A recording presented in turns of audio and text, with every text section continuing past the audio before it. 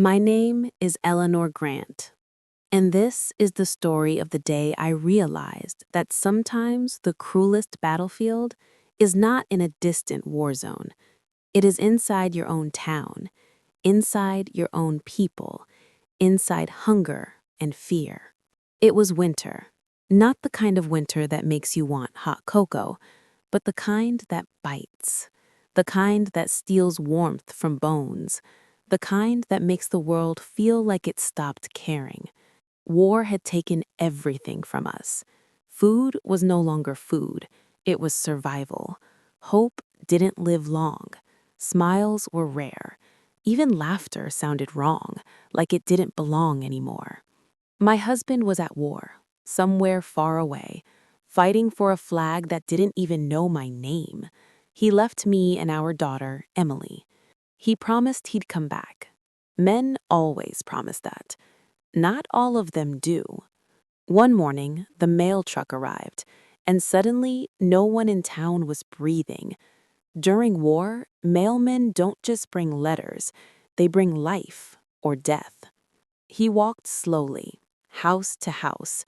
Every door he stopped at changed someone's future forever. When he reached me, he smiled. Not the sad smile they give widows, a real smile. He handed me a letter. My husband was alive. For now. But hope doesn't feed you.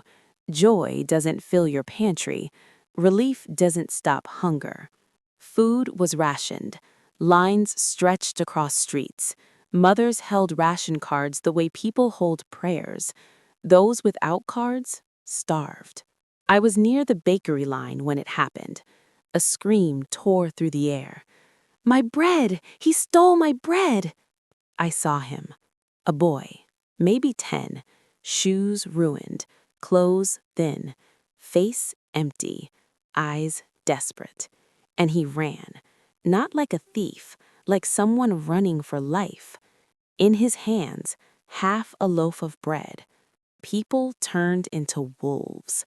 A man tackled him, a woman slapped him, someone kicked him, someone yelled, "Thief, animal, trash," and he kept eating. Even while he bled, even while he cried, even while fists hit him, because hunger doesn't stop. The woman whose bread it was reached him.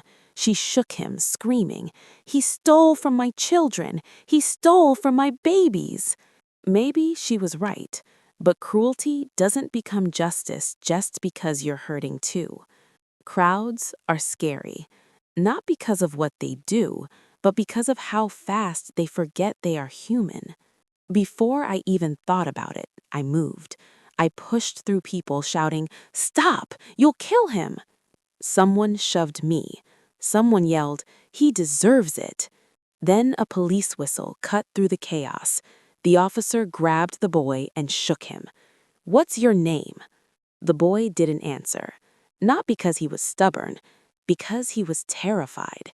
He just kept swallowing bread. Even at that moment, he was still afraid of losing food. The officer raised his hand to hit him. I grabbed his arm. "Please, don't." He sighed. Tired, not angry, just tired. "We'll send him to the orphanage." The boy's face broke, because even a bad home is still a home, and he didn't even have that. Then he spoke. "My father is dead." Silence. "My mother is sick." Silence. "My little brother hasn't eaten in 2 days." And he cried. Not loud, silent, shaking. The officer looked at me and asked, "Ma'am, do you take responsibility for him or does he go?" I looked around. Everyone disappeared emotionally. No one wanted him.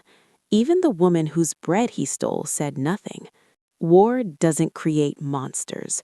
It creates desperate people. I knelt down. I lifted his face.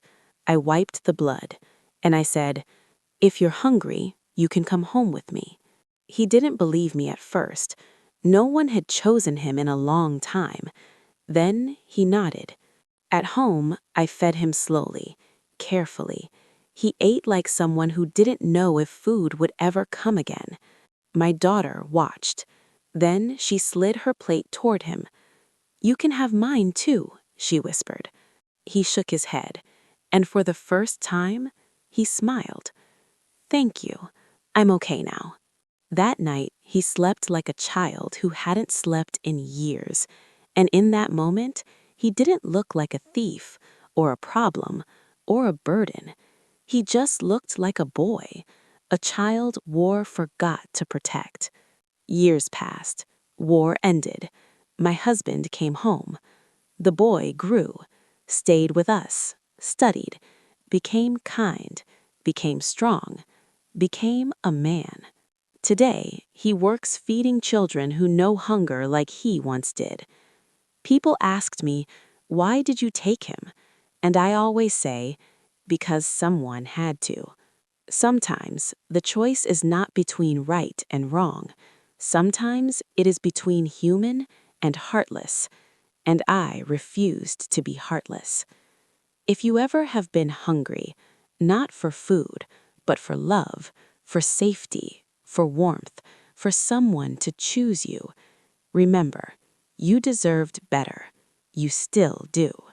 War may starve the body, but kindness saves the soul.